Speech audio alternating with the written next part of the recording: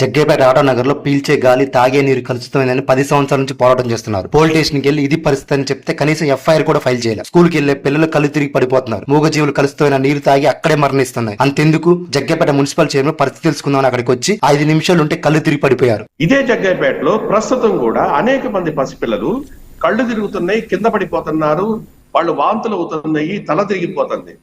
సాక్షాత్తు చైర్మన్ పరిస్థితి అదే, అందరి పరిస్థితి. స్థానిక ఎమ్మెల్యే కొంతమంది నాయకులు కలెక్టర్ ను కలిసి కంప్లైంట్ చేస్తే అప్పటికప్పుడు అధికారులు వచ్చి వాటర్ శాంపుల్ తీసుకుని వెళ్లారు. కానీ ఇప్పటి వరకు కూడా రిపోర్ట్ బయట రాలేదు. కాదు రాకుండా చేశారు. జగ్గేపేట ప్రజల్లో ఉన్నంత ఈ ఎయిర్వే శ్వాసకోశ సమస్యలు ఎక్కడ చూడరు మీరు.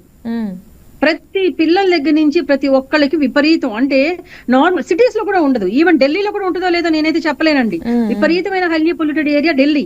కానీ ఢిల్లీలో కూడా ఇంత ఇన్ఫెక్షన్ ఉంటుందో లేదో నాకు తెలియదు. కానీ జగ్గేపేటలో మాత్రం ఎంతో మంది నాతో అన్నారు, నా ఫ్రెండ్స్ డాక్టర్స్ ఎంతో మంది, ఇక్కడ ఉన్నంత ఎయిర్వేస్ ఎఫెక్ట్ ఎక్కడా జరగదు.